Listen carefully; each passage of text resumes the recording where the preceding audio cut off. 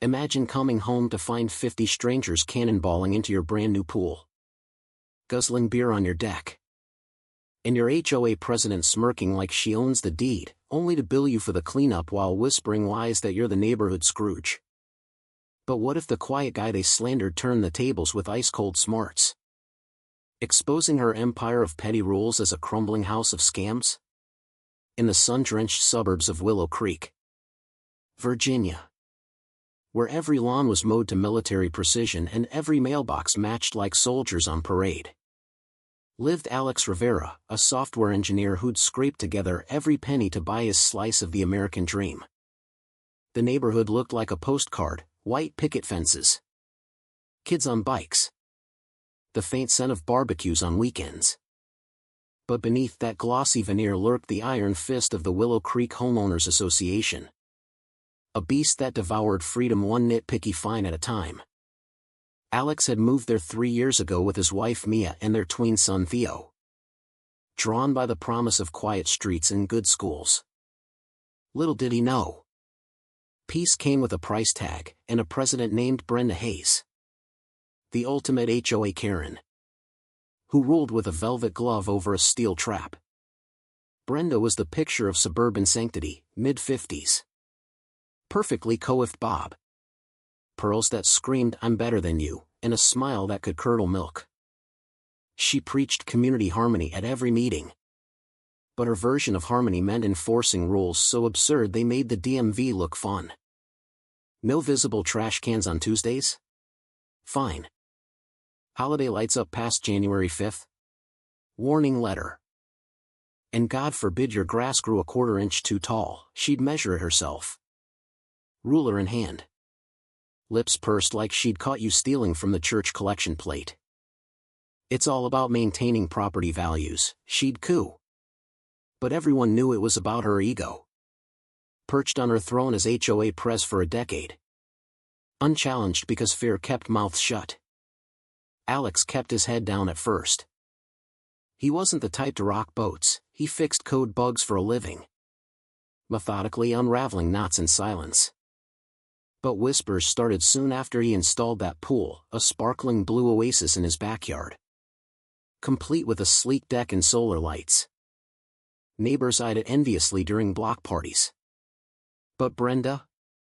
She saw opportunity. "Oh, Alex, that's quite the addition," she'd said once, peering over the fence with eyes like a hawk spotting a mouse. "Just make sure it complies with Section 4.2, Shared Aesthetic Guidelines." He nodded politely. But inside, he filed it away. Her tone wasn't neighborly, it was proprietary. Then came the day that cracked the facade. Alex pulled into his driveway after a long shift, expecting the usual, Mia prepping dinner, Theo gaming in his room. Instead, thumping bass assaulted his ears from blocks away. Cars jammed the street, minivans, pickups, even a rusty golf cart wedged against his curb. His locked gate swung wide, creaking like a bad omen. Stepping into the backyard, the absurdity hit him like a slap. 50-plus people, a sea of flip-flops and swimsuits, turning his private retreat into a frat house free-for-all. Kids shrieked as they bombed into the water, splashing murky waves over the edges. Adults sprawled on his lounge chairs, red Solo cups sloshing beer onto the teak. Someone had hauled out his grill, charring burgers that dripped grease like oily tears onto the concrete. And reigning over the chaos? Brenda. Sunglasses perched on her nose, clipboard in one hand, a plastic wine tumbler in the other, directing traffic like a deranged cruise director. She spotted him and waved airily, as if he were crashing her party. "Alex, you're home early. We voted to host the annual summer splash here this year. Your pool's the perfect size for community bonding." Her voice dripped honeyed entitlement, ignoring the fact that we meant her and her cronies on the board.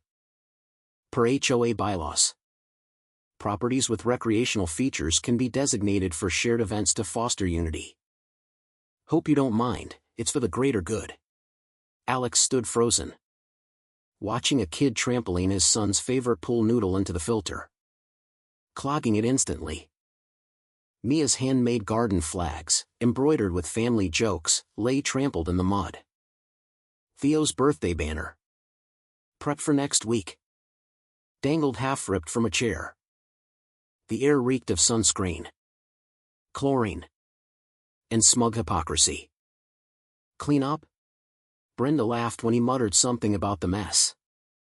Oh. We'll handle it. Trust me. This boosts everyone's morale. But as the sun dipped, the crowd thinned, leaving a war zone, floating cans, sticky spills, a cracked chair leg from some overzealous cannonballer. No one stayed to tidy, they vanished like ghosts. Brenda laughed, tossing a cheery "thanks for hosting" over her shoulder. The next morning, the real insult arrived. Alex surveyed the damage, pool water gray and filmy, like a neglected aquarium, deck sticky with mystery liquids, flower beds crushed under heel marks. Theo emerged, eyes wide. Dad. Is the pool dead? Mia hugged him, whispering, not forever, bud. But Alex's calm exterior hit a brewing storm. Taped to the door was an envelope, HOA notice, event contribution fee, $450 for maintenance and supplies. Shared costs ensure equity. Mia snorted bitterly. They trash our yard and invoice us? Classic. Alex folded it carefully, his engineer's mind clicking. This wasn't chaos, it was calculated. Whispers had already started, neighbors murmuring that Alex was antisocial, hoarding his luxuries, not a team player. Brenda's doing. No doubt. Seeding gossip at coffee clatches to paint him as the villain. He didn't rage, he observed, noting how her greater good always benefited her circle. How her rules strangled joy while she played queen. The backlash built slowly, like pressure in a faulty pipe. A few days later, Alex found his mailbox stuffed with anonymous notes, share or square, HOA way. One even called him the pool miser, twisting facts into slander. At the grocery store, old Mrs. Patel avoided his gaze, muttering about that selfish Rivera family. Brenda had weaponized the rumor mill, her polite facade cracking just enough to reveal the manipulator beneath. It's sad. Really, she'd say at informal chats. Some people forget we're all in this together. But Alex stayed silent, documenting photos of the mess, screenshots of the HOA app's vague shared access clause, records of past fines she'd slapped on others for lesser sins, like Mr. Lee's bird feeder attracting pests. He knew her type, power-hungry, fearing any challenge to her reign. So she'd escalate to absurdity to cling to it. Tension simmered at the next HOA meeting in the stuffy clubhouse, smelling of stale donuts and desperation. Brenda presided, gavel in hand, her smile a mask of moral superiority. First, kudos to our summer splash success, it really united us. Scattered claps. But eyes darted to Alex in the back row. She pivoted smoothly, of course. We must address compliance issues. Alex. Your pool's visibility from common areas makes it a de facto community asset under Bylaw 7.3. We're proposing mandatory sharing rotations to prevent hoarding. The word landed like a jab, her eyes twinkling with faux concern. Neighbors shifted uncomfortably, some nodded, brainwashed by her drip feed of lies. It's not personal, she added sweetly. Just order over chaos. Alex raised a hand, voice even. And if I decline? My property deed says otherwise. Brenda's smile tightened, a flicker of panic behind her pearls. Well, dear. Non-compliance could lead to liens, or worse. Social isolation. We wouldn't want that. Laughter rippled, nervous. Forced, but Alex caught the irony. Her order was just bullying dressed in bureaucracy. He didn't argue, he recorded on his phone, capturing her veiled threats. Her ridiculous logic that twisted private joy into public property. The escalation turned ridiculous. Brenda's fear of losing control making her lopsided. She started petty patrols, citing Alex for excessive pool lighting that disturbed nocturnal harmony, fining him $100 for a flow of tie visible from the street. Gossip amplified, whispers that he was plotting against the HOA, a troublemaker hiding secrets. One night, Alex overheard her at a neighbor's barbecue. Poor Alex. So isolated. If only he'd share more. Maybe people wouldn't talk. Her voice was saccharine. But the barb was clear: comply or be ostracized. Mia fumed. She's turning us into pariahs. Theo came home teary after kids teased him about Dad's stingy pool. But Alex bided his time. Digging deeper. Using public records. He uncovered Brenda's patterns, inflated event budgets. Donations to her pet causes. Board votes rigged via absentee proxies she controlled. Her moral high ground was a swamp of self-dealing.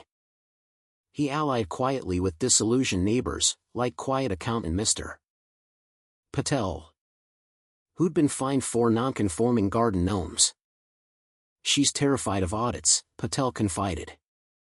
Last year, she buried a $2,000 miscellaneous expense, turned out to be her spa day. Dark humor crept in, Alex chuckled inwardly at her hypocrisy. Preaching frugality while padding her pockets. The absurdity peaked when Brenda pushed a community enhancement levy, a $200 per household fee to upgrade shared amenities, code for funding her next ego trip. At an emergency meeting, she ranted, "Without this, our values plummet. Alex's resistance is dragging us down, think of the children." Her face reddened. Voice cracking with feigned passion. But Alex stood. Calm as code. Funny. Brenda, your ledgers show $5,000 vanishing into admin fees last quarter. Care to explain? The room hushed, her eyes bulged. Confidence fracturing into panic. That's confidential, she sputtered. But the seed was planted. Neighbors murmured. Her machine-like control glitching into farce. Alex's patience paid off. He anonymously tipped the county with dossiers, emails, receipts. Her own contradictory minutes proving embezzlement and trespass. She's not guarding order, he noted dryly to Mia. She's guarding her grift. The climax exploded in broad daylight. Irony thick as Brenda's denial. County auditors arrived unannounced. 2 suits with clipboards storming the clubhouse. Brenda rushed in. Pearls clacking. Face a mask of outraged innocence. "This is a misunderstanding," she blustered. But as they pored over books, her facade crumbled. Duplicate invoices surfaced, $1, $500 for pool supplies billed to Alex's event. Funneled to her niece's catering gig. "It's for Unity," she pleaded. Voice rising to a shrill whine. But the auditor's deadpan reply, "Unity doesn't include fraud." "Ma'am." Neighbors packed the follow-up meeting. Whispers turning to demands. Alan, her former lackey, defected. "I second the motion to dissolve the board. Brenda's been cooking books for years." Her face twisted from smug to shocked horror. Hands trembling as officials read charges: misconduct, trespass, misappropriation. "I built this," she wailed. But Alex's quiet retort echoed, "No. You broke it, hiding behind rules while stealing peace." The room erupted in relieved laughter. Her lopsided logic finally exposed as the joke it was. In the aftermath, Willow Creek breathed freer.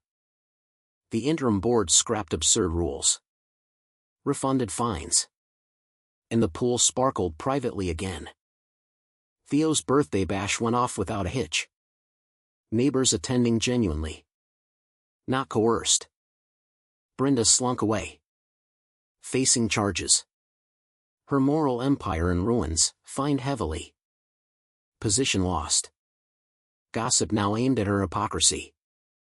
Alex watched from his deck. Mia beside him. The sunset casting golden ripples on the water. Peace wasn't enforced, it was earned through smarts over screams. But here's the twist that lingers: was Alex the hero for dismantling her reign? Or the villain for refusing to share in her twisted vision of community? You tell me, is standing your ground selfishness?